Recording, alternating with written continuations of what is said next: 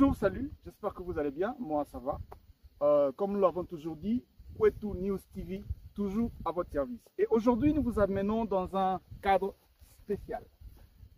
Juste là-bas, vous remarquez, nous avons ce que nous appelons les lacs Édouard. Et nous sommes à quelques kilomètres de Kirumba.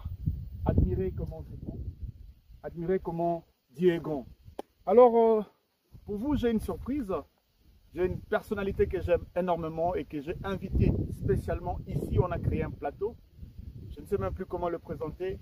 C'est un écrivain, c'est un homme de Dieu, c'est un ingénieur, c'est un conférencier, un homme à multiples casquettes.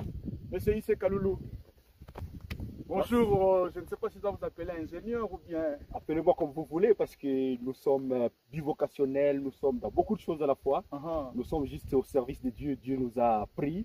Et la société aussi nous a pris, donc nous sommes au service de Dieu, au service de la société, de la communauté, donc tout ce que tu veux. Et moi, la seule question que je me suis toujours posée, c'est celle de savoir comment vous faites pour arriver à concilier l'œuvre du Seigneur et votre travail. Parlons, laissons d'abord l'écriture et tout ça, prenons l'aspect ingénieur. Comment vous arrivez à concilier tout ça? Et tout d'abord, c'est que j'aime me définir comme un homme bivocationnel. Ah, ok.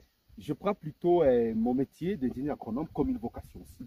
Parce que je suis vraiment agronome de formation. Ah, okay. Et ça, c'est la première vocation que j'ai. Et j'ai rencontré Christ très jeune. Wow. Avant de finir même l'école secondaire. Wow. Et là, d'office, à rencontrer Christ, en évoluant, j'ai rencontré que j'avais aussi la vocation de servir Dieu. J'ai un ministère. C'est comme ça que je suis ingénieur pasteur. Et en tant qu'ingénieur pasteur, je me sens très à l'aise dans ce que je fais. Je suis en contact avec les gens, avec le paysan, avec les gens des différents environnements comme ça. C'est très bien. Je peux apporter la parole partout. Ça veut dire que quand je suis en ville, je sers la population qui est en ville. Et quand je suis aussi en dehors de la ville, je suis vraiment au service de la population. Si tu arrives par exemple à Kirumba et que tu poses la question, Rafiki, Sekalou, ils me connaissent. Comment je les ai servis à travers le média. Tu arrives dans beaucoup de contrées. Donc, là où je suis, à Cassini par exemple, on connaît les conférenciers. Voilà. Tout ça, tout donc ça. quand j'arrive, ce n'est pas seulement que j'apporte mon métier, j'apporte aussi, en même temps, c'est comme un canal pour conduire vers l'œuvre de Dieu, pour véhiculer le message. Néanmoins, je dois dire, vrai, c'est qu'il y a quelque chose qui est très fort en moi. C'est vraiment la vocation ministérielle. Amen, amen. Et quelqu'un m'a posé la question. Aujourd'hui, si on te demandait de choisir entre ingénieur agronome et être ministre de Dieu à temps plein. Très belle question. On m'a posé cette question, j'ai dit, le choix est clair. Je fais le métier d'ingénieur agronome pour ma survie. Ça, c'est pour survivre. Et je trouve que je crois vivre. Mais le ministère, c'est pour ma destinée. Amen. Ça veut dire le choix est clair. S'il faut choisir entre la survie et la destinée, je choisirais quoi? Le choix est clair. La destinée. Et de toutes les façons, la personne qui donne aussi l'intelligence, la Bible dit, c'est le Seigneur. Évidemment. Voilà. Si vous êtes ingénieur, vous le devez aussi à Dieu. À Dieu aussi. Mais tant que je suis en mesure de combiner le métier d'ingénieur agronome et la pastorale, je ferai les deux. Mais à partir du moment où un côté pourra peser sur l'autre, je choisirai le ministère. Alors, monsieur l'ingénieur Issé Kaloulou, j'aimerais que vous essayiez un peu de parler à nos internautes qui seront en train de nous suivre. La passion ou cette flamme-là de l'écriture, comment elle est née? La passion de la flamme de l'écriture, c'est qu'à un moment donné, j'étais dans une grande conférence à Kigali, au Rwanda, où nous avons une formation sur la littérature. Et là, du coup, j'étais dans cet atelier. Et néanmoins aussi, j'ai beaucoup d'inspiration. J'ai toujours des petits carnets depuis avant. J'ai des idées qui me viennent, j'écris. Donc même quand on va quitter ici, on sort d'ici, j'ai des choses que Dieu m'a inspirées. Je vais déjà les coucher dans un carnet. Alors je sentais que moi, je voulais capter tout ce que je vois. Et j'ai senti du coup que quand on était dans cette conférence, ah oui, tel qu'on a décrit ça, c'est moi. Alors je dois les développer. Et j'ai un message à communiquer à l'humanité. Et je sens qu'avec l'écriture, je peux facilement les communiquer. Et autre chose, c'est quoi? Je suis tout le temps en déplacement, en voyage. Quand je quitte le terrain, par exemple, je serai à l'hôtel. À 14 h déjà, j'ai fait quoi? Par là, je peux faire mes rapports du boulot. Et après, je commence à m'occuper. Qu'est-ce que je fais? J'écris. Donc la passion, l'écriture, pour moi, c'est une passion. Au moins, chaque jour, je dois écrire, même un peu, chaque soir. C'est vraiment une passion et je ne sais pas comment.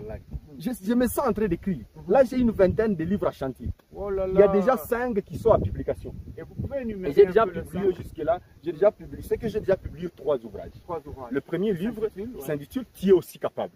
Tu es aussi capable. Tu es aussi capable. Tu es aussi capable. Tu es aussi capable. Ouais. Celui-là, je l'ai publié aux éditions et du livre à France. Ok. Ça, c'est à 2016. Nous sommes en 2016. Voilà. Et deuxième titre, c'est Gère bien ton temps et maximise les opportunités pour réussir ta vie. Gère bien ton temps et maximise les opportunités pour celui-là, pour réussir ta vie.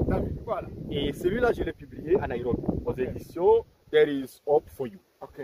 Et le troisième livre, c'est le livre qui s'intitule Libère-toi de la culpabilité et avance vers ta destinée. Je vous arrête un tout petit peu. Si nos internautes veulent procurer de ces ouvrages, ils font comment?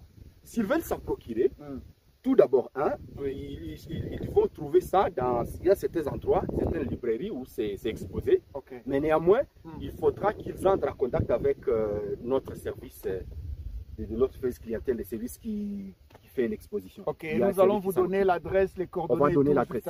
On continue. Nous avons 3 ouvrages déjà. Oui, c'est 3 ouvrages publiés. Et nous avons 15 autres. Nous avons encore une quinzaine de livres qui sont vraiment en train d'être écrits. Donc parmi ces 15, il y a les 5 qui sont déjà au niveau de la maison d'édition, en attente de la publication. Oh là, là. Là, il y a les titres, je ne saurais pas les donner ici. On cache encore les titres, mais il y a encore 5 que je vais publier à la maison d'édition. Et c'est au niveau des Cameroun. La maison d'édition du docteur, on l'appelle Chou. Voilà. Ah, ok. C'est une grande maison d'édition. Je ne sais pas. Lud Publish, voilà comment on l'appelle. Je ne sais pas si ça sera possible. J'aimerais ce que vous puissiez apporter, ne serait-ce qu'un tout petit message, même 10 minutes, qui pourrait bénir quelqu'un qui nous suit en ce moment. Un petit message qui pourrait bénir quelqu'un. Je vais partir de mon ouvrage, Libère-toi de la culpabilité et avance vers ta destinée. Si vous lisez la Bible dans Ésaïe 43, le verset 18-19, ne vous souvenez plus des événements passés. Voici, je vais faire une chose nouvelle. Je mettrai un chemin dans les déserts. Le message seul que je peux donner, c'est celui que je lance dans l'ouvrage. Tu ne peux plus changer le passé, mais le présent t'appartient. Tu peux bien le contrôler afin d'influencer ton futur. Du reste, ce qui est passé est passé. Et ça ne doit plus continuer à te couper. Mais tu as le présent. Tu peux mieux faire les choses. Corriger les erreurs que tu as commises dans le passé.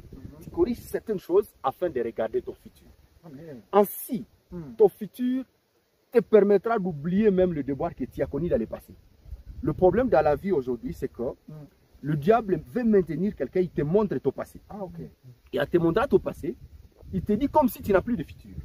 Et là, tu restes frustré, culpabilisé, aigri, et d'autres arrivent même à se pendre. Il se dit, moi, je ne réussirai plus dans la vie. Et ce qu'il y aurait, c'est que tout le monde a déjà échoué un jour dans la vie. Même ces gens-là que nous voyons comme des modèles, comme de personnes exceptionnelles, ils vont vous dire qu'un jour, ils ont échoué. Un jour, j'ai essayé, j'ai échoué, finalement, j'ai réussi. Voilà pourquoi Thomas Edison, un journaliste, lui pose la question. Il dit, Monsieur Thomas Edison, qu'est-ce qui fait que tu as échoué autant de fois avant de réussir? Thomas Edison regarde le journaliste et lui dit, Monsieur le journaliste, je n'ai pas échoué, mais j'ai appris de mes échecs. Qu'est-ce qu'il ne faut pas faire afin de ne pas rater le résultat? Ce n'est pas que j'ai échoué, mais j'ai vu les mauvaises façons à éviter afin d'atteindre le but. C'est ça l'important dans la vie. L'important dans la vie, c'est de dire, que dois-je ne plus faire aujourd'hui? Et que dois-je mieux faire pour réussir? Tout le monde échoue, tout le monde essaie et échoue. Et quelqu'un a dit, il dit que le chèque est échec quand on abandonne. Mais tant qu'on n'a pas abandonné, on n'a pas échoué. On n'a pas échoué. Ça, c'est vraiment... Et Socrate a dit que seul celui qui a échoué, c'est celui qui est tombé, qui ne sait plus se relever. Donc, l'important dans la vie, tout le monde a déjà fait ses chutes dans tous les domaines. Mais l'important, c'est de ne pas rester par terre, mais savoir se relever. Libère-toi de la culpabilité et avance vers ta destinée. Hier est passé et enterré à jamais. Aujourd'hui est là, te réclame afin que tu entres dans un futur glorieux. Merci. Que Dieu vous bénisse. Profond message qui a béni plus d'un.